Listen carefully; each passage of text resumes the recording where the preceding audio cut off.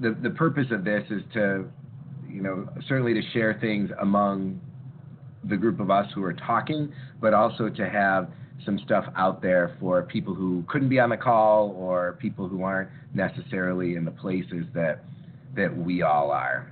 And I think part of it too is kind of, remembering that not everybody knows what we know, and even if there is something that you think, this is run of the mill, there's probably a pretty good likelihood that somebody out there either hasn't thought of it or it would be helpful for them to know about it. Sound good?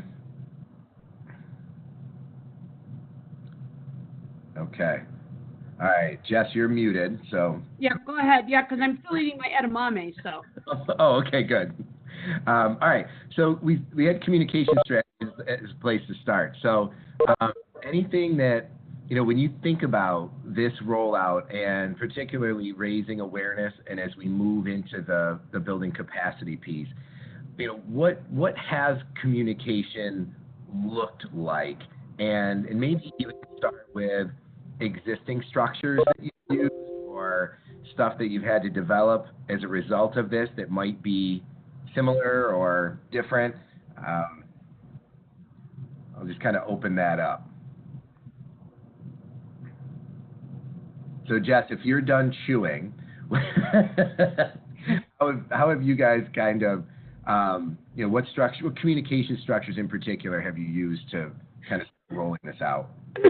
So, the meetings that we regularly have that I'm assuming most BOCES have, the superintendent's meeting, we try to hit them first with the broad brush overview. Chris handles that, so I'm not on those meetings. Sometimes I'm asked to prepare some overview documents that we give to superintendents, and then our next level is our BCIC, which is our curriculum council, mostly assistant superintendents. They get a little bit more information, and then we also let them know exactly what we're doing in each of our leadership groups related to the rollouts. So we have that kind of level of notification, and as we get closer to the leadership level, the depth of going into the rollout increases. And then we put everything on the website. Can I pause you there for a second? So yes.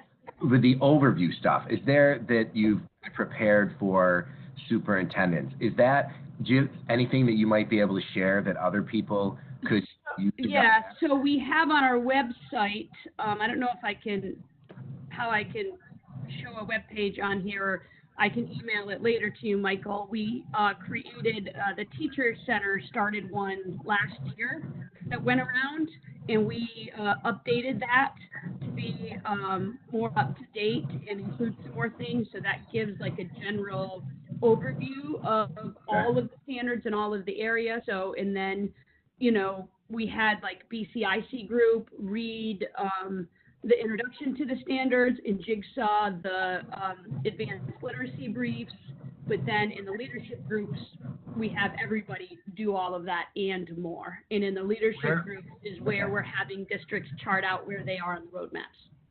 So I've got your website up and I'm looking. If you just go to the main ITL website, it should be right there. Let me get there. So if you go instructional support, innovative teaching and learning, right under my awful picture, there's two buttons that say Next Gen Standards Implementation. Hang on, I'm not there yet. So I'm at the home page. So can you see instructional support services? Start there. Yeah. So go menu, instructional support services, and then innovative teaching and learning.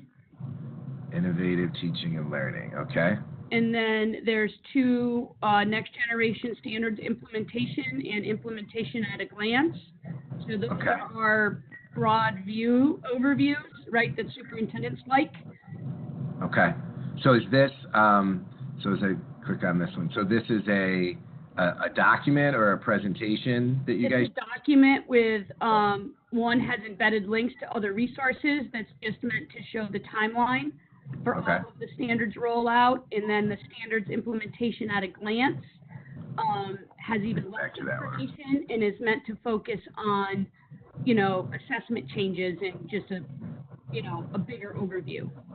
Okay. I don't know why. There we go. Okay. So, all right. Oh, this is pretty cool. I haven't seen this. So we modeled it after what the teacher centers did last year. Okay. You know what? I'm gonna keep this link and I'll include it kind of in the, we'll call them the show notes, like it's a podcast. But that way we'll have that handy and people can see it. Oh, that's cool. Any questions around, like, before we keep Jess going here? Anything else around this sort of overarching thing from anybody? I want to see the other one too. You said this was more In depth. detail? Yeah. And these you used with sort of the executive leadership, like cabinet level leadership folks? Yes. Okay. All right. And then you want to sort of okay. There it is. Oh, wow. Okay. So you basically took the roadmap and then embedded the links. And, Right. And kind of shortened it and made it a little bit more concise. So it was easier for people. I like that. I think that's that's way more user friendly than how the roadmap is laid out as a document, I would say. So I'll include both of those links in there. Cool. All right. Anybody else let's kind of stick at that level around that, how are you bringing superintendents and maybe not instructional folks who are directly involved along in terms of this awareness and building capacity piece? Anybody else have anything that they're sort of using or thinking about that we could show?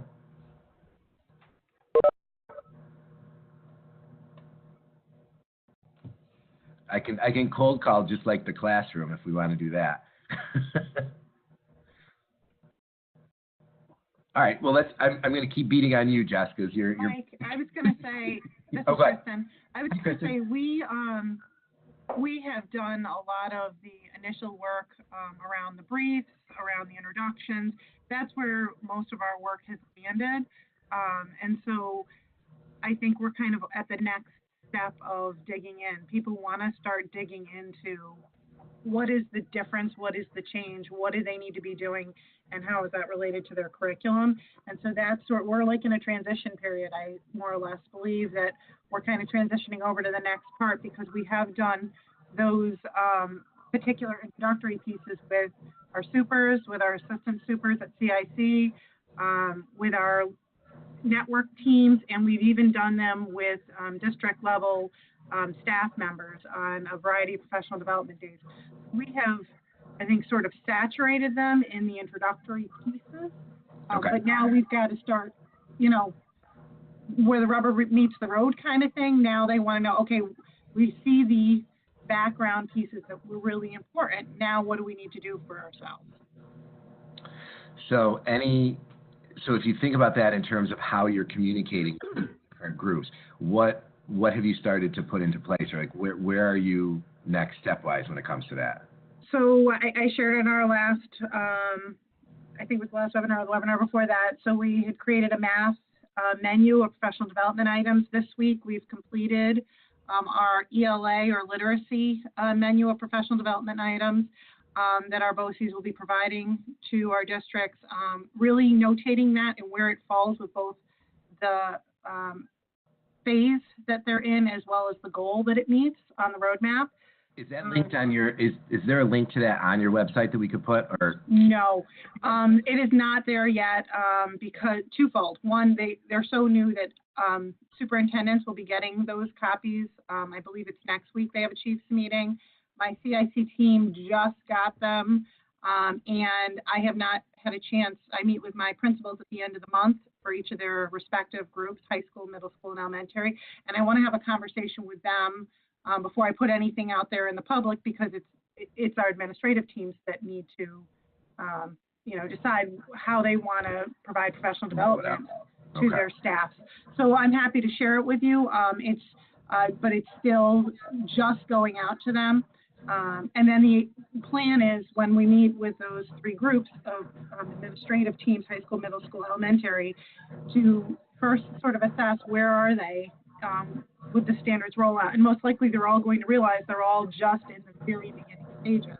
The amount of work that's been done to really dig in has not been a lot. And then I'm hoping from that, then when we present them with this professional development opportunities, number one, they're going to see them as options that allow them to ask us for specific types of professional development. One of the things that I'm hearing from administrators is they're not really sure what to ask for, so they know that we need to continue the standards work, but how do you break that down into manageable pieces so that we don't have sub-issues, that we can do it during planning times or teamwork times, half-day sessions, where we're not pulling people out. A lot of times, you know, they send 1 or 2 reps to us.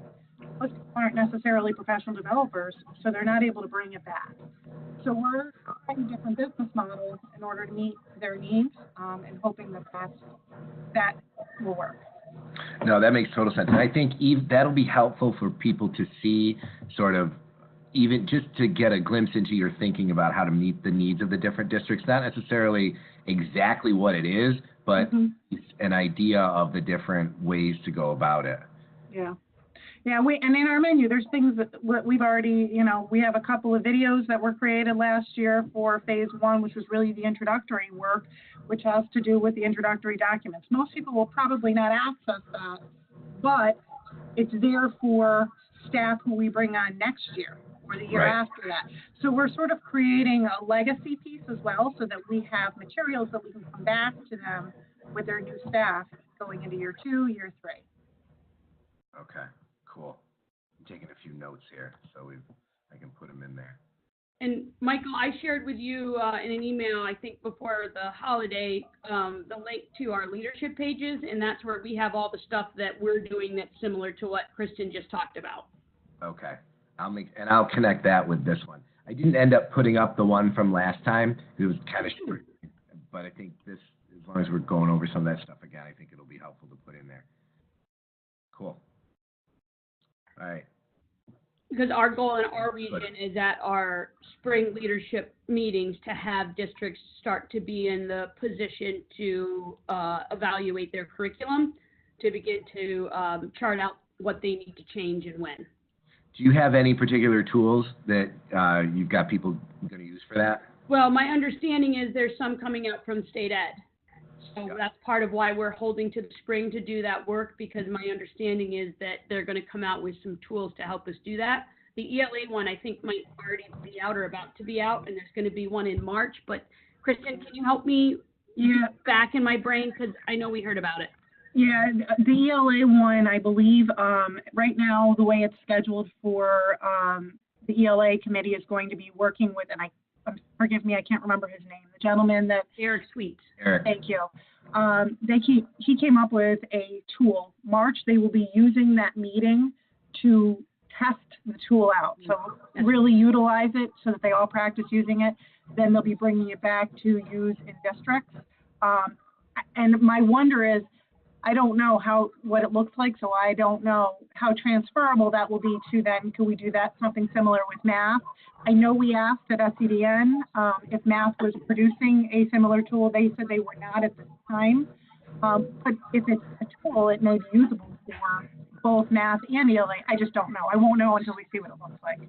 Well, as part of that, I think we in this group ought to be thinking about what kind of PD or support we can wrap around that tool to make it so that people can use it better. I mean, I'm sure there will be some sort of direction or something associated with it, but I don't know, I kind of feel like, you know, if you just hand it to somebody out in a place where they don't have a ton of support, it might not be as effective as it would be if we could, I don't know, help people a little bit with how to actually use it. Yeah. Well, my hope and my plan was my rep who attends, she already has a couple districts who said they would be her guinea pigs right out of the gate. So as soon as she has it, you know, that would give us immediate use and practice of it, and then we'd be able to fine tune whatever it is. It's an unknown, so it's hard to say. Right. But maybe even keep tucking in the back of your mind, and I guess this is for anybody. If people go out and start using that tool with districts, it would be cool to do almost like a debriefing call on, you know, you used it, what worked, what didn't, what could be done differently, what did you have to supplement it, how did you structure it, like all that stuff. So if we can do that thinking and collecting for people so that they don't have to redo that work, that might be helpful. Right. So Mike, this is Mary. I've got a call with Eric Sweet on Tuesday, so I can see if I can get, it's ready to go to give this group a look at it. That would be great. Okay. Yeah, because they talked about it at the last SCDN meeting. So OCM, we're just going to hold until we can see it to then see what it's going to do for us and what we might need to add. Right, and then even if, as we approach this and have people piloting it, even if we tell them up front, be a little metacognitive about it and be thinking about the process and how you're using it so that we can debrief and actually create something a little bit meaningful for people who, come after us in terms of using it. And speaking of communication and also tools, one of the things that we do when tools are introduced to us is we introduce them to our assistant superintendent groups and also our other leadership groups so that they know what the staff developers are going to be bringing in when they work with their teachers. Yeah, that makes sense. And do you guys you must have regular chiefs meetings and assistant superintendent meetings where you do that? We do. Yeah. Next week, it's usually tiered, where next week, the second week in the month, we do the assistant soups, and then the week after that, we do the principals. So Nate, you're going to pick on you for a second. So, you've got a different system than a BOCES, but when you think of communicating this type of stuff to your senior leadership, how have you been going after that, or do you just go right to principals? We've been primarily going right to principals, so our instructional coaches primarily is sort of where we've been hitting it. We've been really emphasizing the briefs, the anchor briefs, as incredibly useful tools, and then we've been zooming in on those hallmarks of advanced literacies, and we've had we've been trying to generate and tying in sort of any curriculum revisions that are happening and emphasizing specifically those hallmarks and the ways that those are working. So whenever this tool is available, we'd be really interested because we have a few elementary ELA units that we have been playing around with centrally that we believe are close to, I don't think they're exemplars, I think they're examples of ways to emphasize the hallmarks within curricular resources. And so we would love to see that tool, and I think I will volunteer these units to be examined by a group of people to see whether or not we've hit the mark or where we've missed and how we can improve them. Maybe even a step before that, do you think you have any instructional coaches who might be willing to kind of show what you currently have and sort of talk through their thinking? Because that, just making that explicit for people might be helpful because, and I know we did that with we have like a small working group of principals that's focusing on elementary literacy, and we walked them through sort of the hallmarks and what you would notice and how they would come to life within the different components of where they would be and how they would come to life. And so we would have to, our director of ELA would be happy to do that. I think she's looking for not validation per se, but just input and feedback, because we are unfortunately find ourselves in a little bit of a silo without ability to connect with other folks like you guys. We would happily do that in any way possible. Okay, I'll connect with you offline and get her name and contact information, and maybe. But we found it to be most helpful, just from a communication strategy, to actually answer your question. I'll talk about all this other stuff. Is like sitting down with small groups and really. We found that a large group, whole group presentations isn't working. So over the course of the summer, we held several different small groups, like roundtables with principals during that time. And they were able to they asked far more questions than they've ever asked before and took a bunch of information back. And our director of literacy just sort of had these half-day sessions in which walked through the big picture and then how that's come to life, particularly within our program here, mostly elementary version of that. Do you think, would she be willing to share all that? She's willing to share anything and everything. Perfect. Okay. And I'll connect with you and see if we'll get her on a call and have her kind of walk us through that thinking. Because I think in a lot of ways, you know, you're because of the way your system is set up, you're down the road a little bit further maybe than a BOCES might be, because you're going right to principals. Whereas, who knows though? We could also be going down the complete wrong path. So any feedback from you guys is great. Nope, that's the whole idea.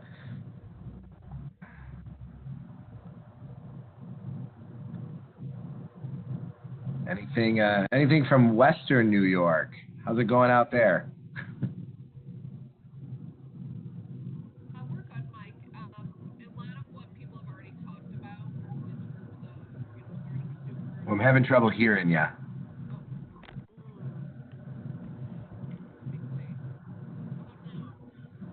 No, it's still.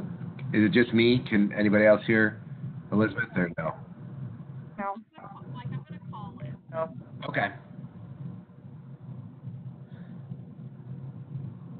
So while Elizabeth's doing that, other thoughts around that, and again, like we can think communication in terms of with executive leadership, with central office, but then maybe even, how is that work being supported with, getting to principals, getting to the building level?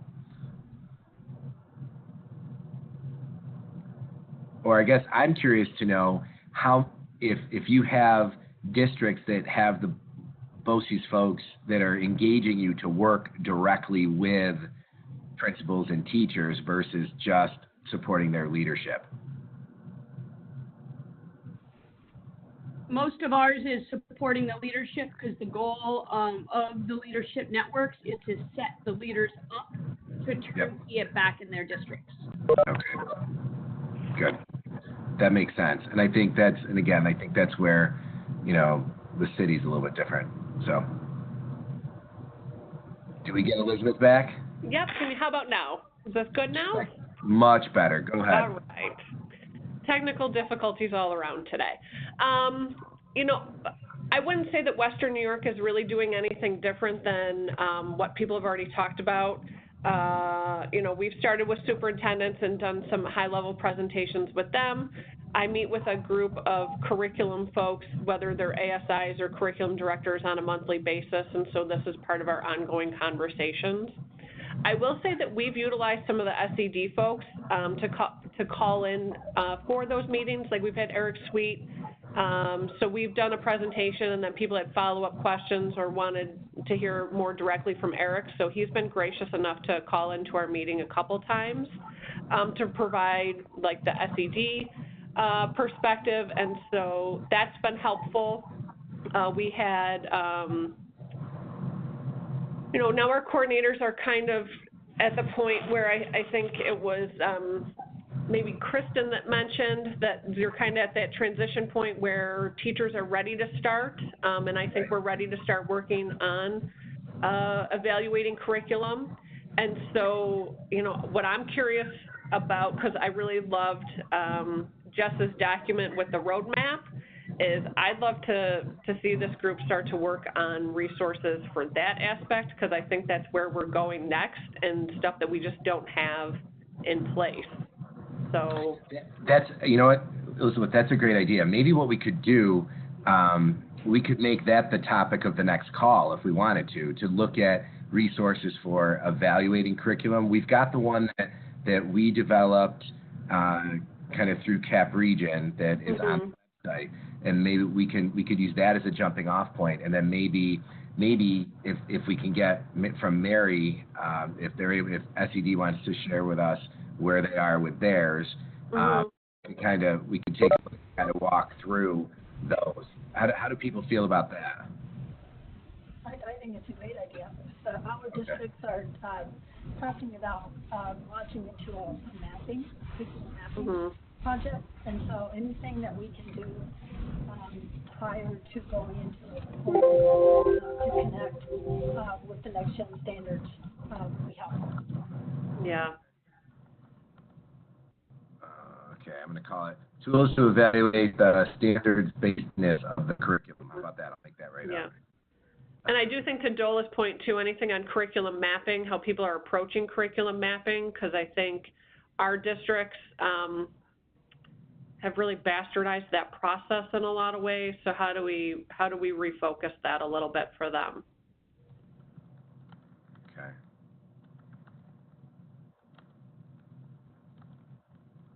All right, good. Yeah, that'll be good.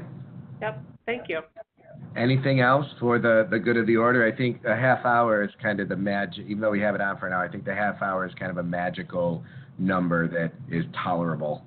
All right. Well, thank you, everybody. I appreciate the time, and have a good weekend, and hopefully I get to see most or all of you on Monday.